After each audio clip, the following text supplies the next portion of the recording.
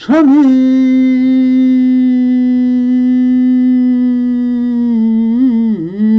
수심은 천재 보여 백년 탐물은 일조 지더라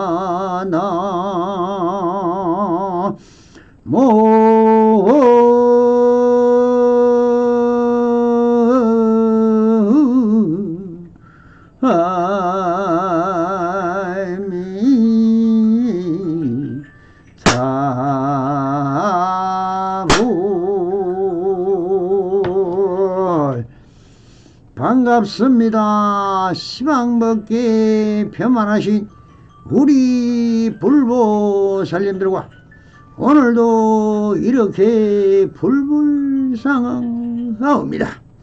평상심이 도입니다. 언제나 안심인명하셔서 본불몰락하옵소서. 바람에.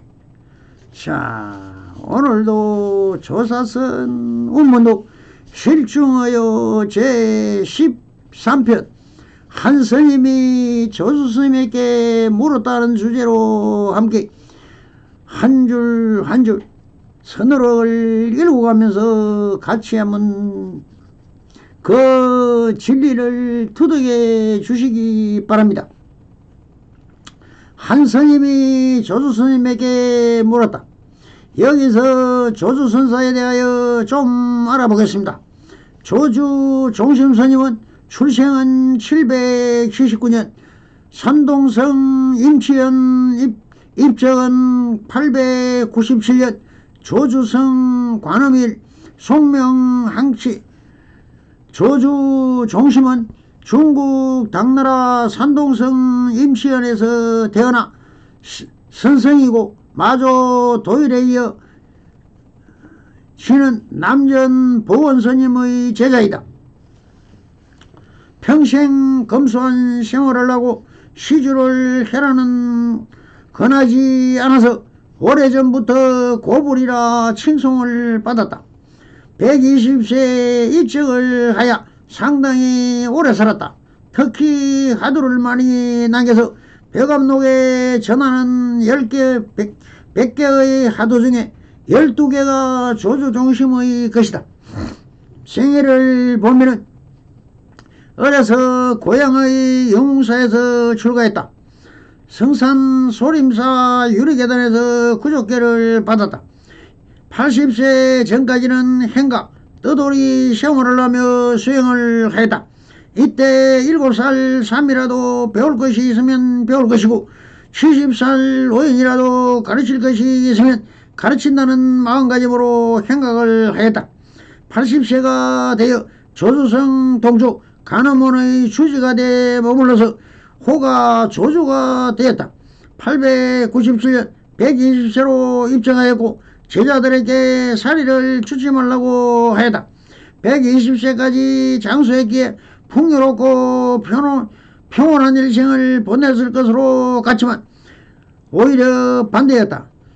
다음은 조주록에 실려있는 12시가 중 일부이다. 조주 종심의 솔깃한 삶이 드러난다. 다구는 축시 가난한 마을인지라 절고락선이는 말할 것도 없다. 부처님께 마지공양 그만두고 아침주 끓일 사랄조차 없으니 창문 틈새마다 수북이 앉은 먼지나 바라볼 밖에 반갑지 않은 참새만 짹짹대고 친한 사람은 하나도 없으니 혼자 앉아 낙엽지는 소리를 듣는다. 누가 말했던가 출가자는 애정을 끊는 거라고 생각할수록 눈물이 나 손수건을 적신다. 해가 떠는 사실 머리 깎고 이직에 이럴 줄을 누가 알았으랴. 어쩌다 청을 받아들여 시골 가서 중이 되고 보니 굴욕과 굶주리 철량한 시시에 죽을 지경이다. 희다리 장상과 껌둥이 이사, 그들은 눈꽃만큼도 나를 존경하지 않는다. 아까는 갑자기 문 앞에 나타나서는 차 꺼달라 종이 꺼달라 때만 쓰고 가더라. 이날을 보면은 조주가 남전을 만나다. 남전 선사가 조주 종심이 자신의 절로 오자 방장실에 누워있다가 어디에서 왔는지를 물었다. 조주 종심은 서상원에서 왔다고 했다. 그러자 남전 선사는 성스러운 모습을 보았는가라고 물었다. 이에 서상원의 한자가 상서로울 서자 모양 상자 절원이라 어느 유의를 한 것이다. 그러자 조주종심은 상스러운 모양은 보지 못하고 누워있는 부처를 보았다고 말했다. 남전선사가 흥미를 보이며 일어나더니 다시 묻기를 주인이 있는 삶이냐 주인이 없는 삶인가를 물었다. 그러니 조주종심이 주인이 있는 삶이라고 했다. 조주선사가 주인이 누구냐고 하자 조주종심은 동진 아래 매우 추우니 큰 스님께서는 몸조심하시라고 말하였다. 이에 남전선사는 조주종심을 기특히 여겼다. 뜰 앞의 잣나무 백전 정전 백수자의 화두 어느 한 스님이 조주종심에게 와서 조사께서 서쪽에서 온 이유가 무엇인지 물었다. 이에 인도에서 달마대사가 동쪽의 중국 당나라에 온 이유를 물은 말이다. 그러자 조주종심은 뜰 앞의 잣나무라고 말했다. 질문을 했던 스님은 큰 스님께서 경계를 서서 응하지 말라고 했다. 조주종심은 산에 사는 성인은 경계를 서서 응하지 않는다고 했다. 질문했던 스님이 다시 조사께서 서쪽에서 오신 이유를 물으니 조주종심은 뜰 앞의 잣나무라고 또 말했다. 끽다고 차나 마시거라의 화두 조주종심이 자신의 절에 온 성녀에게 전해온 적이 있는지를 물었다. 성녀는 있다고 했다. 그러자 조주종심은 차 한 잔 마시라고 했다. 조주종심이 또 다른 성녀에게도 똑같은 절에 온 적이 있는지 물었다. 다른 성녀가 없다고 말했다. 조주종심이 또 다시 차 한 잔 마시라고 했다.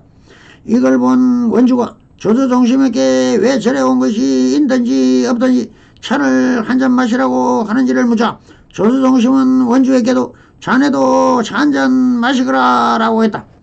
개에게도 불성이 있습니까에 구자 무불성의 하두란 한 학인이 조주종심에게 개에게도 불성이 있습니까로 물었다. 조주종심은 없다고 말했다. 그러자 학생은 불성은 부처님께서도 개미까지 다 있는데 개는 어떻게 없느냐고 다시 물었자 조주종심은 업식성 중생심이 밝지 못하여 망념이 일어나 업이 움직이는 것 첫 모양의 성질을 버리지 못하기 때문이라고 했다. 이것이 조주종심의 하두 중 가장 유명한 일명 무자 하두이다. 저는 이제 막 총임에 들어왔습니다. 스님께서 좀 가르쳐 주십시오라고 물었다. 여기서 저는 이제 막 총임에 들어왔습니다라고 초발심자임을 밝히는 대목이다. 초발심시 변정이란 부처님께서 말씀이다. 처음 발심한 마음 바로 이것이 변정학이라고 편만한 바른 깨달음이라고 말이다. 불교에 입문하는 근본 목적이 무엇입니까? 오직 성불일 것이다. 직진심 견성성불이라고 할 것이다. 사람의 마음에 성품은 바로 보아 부처를 이룬다는 말이다. 그럼 지금 이 부분을 듣는 사람은 이를 믿습니까? 이 말을 믿지 않는 사람은 불교인이 아닙니다.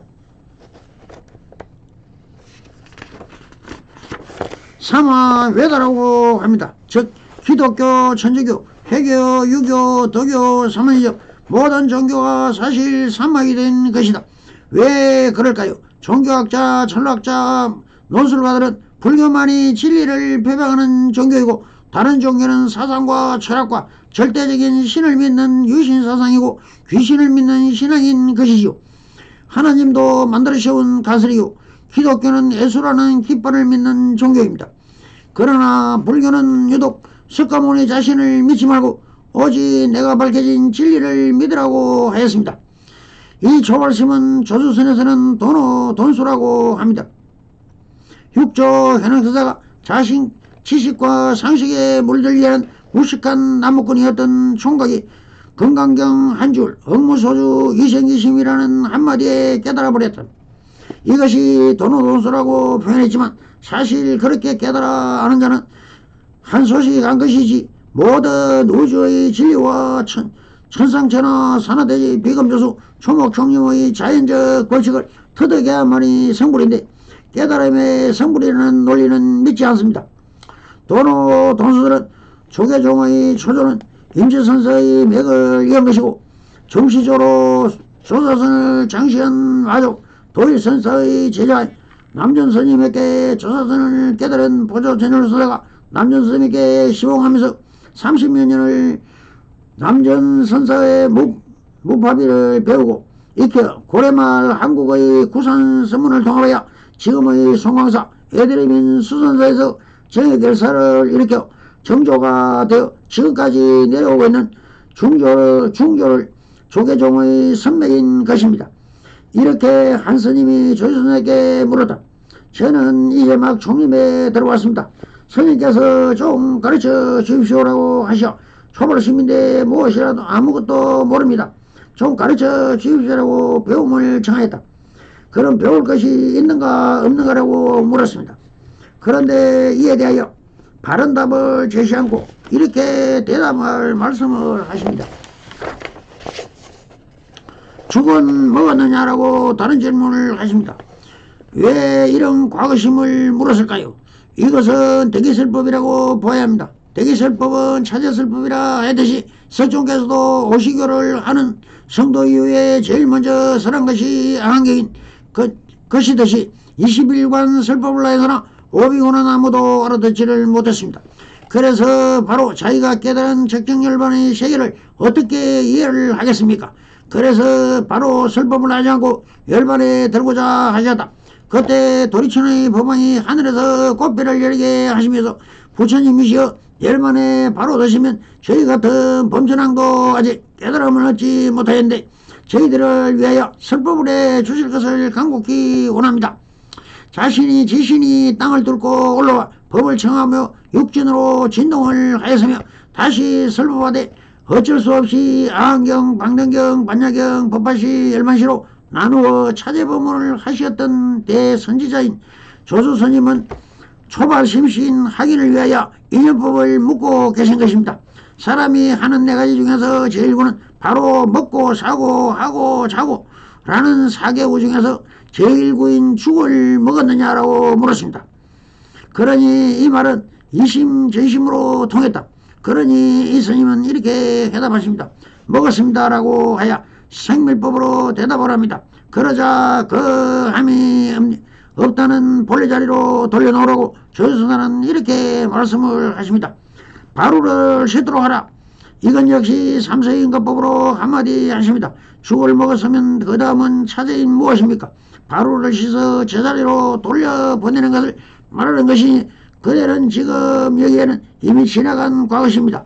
모든 것은 재무상이라 제자리로 돌려놓으라는 뜻으로 바루를 씻으라고 하시어 재무상법을 혼설치 하신 것입니다. 알겠습니까? 또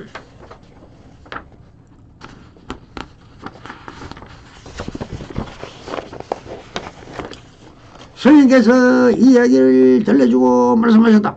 우문선사는 왜 이런 지나간 소유선사의 서문답을 지금 여기서 가져와 거론을 하실까요? 깨닫고 보면 과거다 현재다 미래다 하는 것은 다 사실다 지금 여기인 것입니다. 삼세의 인과법은 인일법이며 이 인과 연이 뒤바뀌면 조지치 않고 오직 지금 여기에 일인 것입니다. 이 납성이 1300년 전의 선어록을 재해석하는 것도 다 지금 여기 과거에 있었던 일이지만 지금 여기에 다르지 않기 때문인 것입니다. 깨달아 알고 보면 모든 것은 지금 여기 있는 그대로이기 때문인 것입니다. 시공을 벗어난 진리를 투득하는 세계방편이기 때문입니다. 그리고는 우문선사는 조수선사의 세계방편을 거론하시는 이렇게 항상 일구를 던지십니다. 말해보라. 가르친 적이 있었는지 없었는지를. 자, 가르쳐준 적이 있습니까 없습니까? 여기서 이거를 읽고 있는 그대들은 신경을 비추어 한마디에 보십시오. 배움이 있다 하면서 이것을 아르마리 견문각지가 되어 번뇌망상만 떠오를 것이니 이것이 오히려 법집이 되어 푸른 하늘에 구름이 끼듯이 맑은 공기를 더럽힐 뿐이라고 생각할 수 있고, 만약에 없다고 한다면 구름이 없는 하늘이 허공을 볼 수 있습니까? 본래부터 허공은 텅 빈 구름 한 점 없는 허공일 뿐인데 허공을 볼 수가 없지요. 그러니 아르마리 견문각지를 떠나 텅 빈 청경법신 허공을 어떻게 알아낼 수 있습니까? 이것이 양변인 것입니다. 이 양변을 다 벗어나야만 진정한 공을 깨달을 수 있는 것입니다. 그래서 우문사는 다시 이렇게 말씀을 이어가십니다. 가르쳐준 바가 있다고 한다면 그것이 무슨 말을 해 주었겠으며 가르쳐준 바가 없다면 그 스님은 어떻게 깨닫겠느냐라고 하시면서 마루구를 설파하십니다.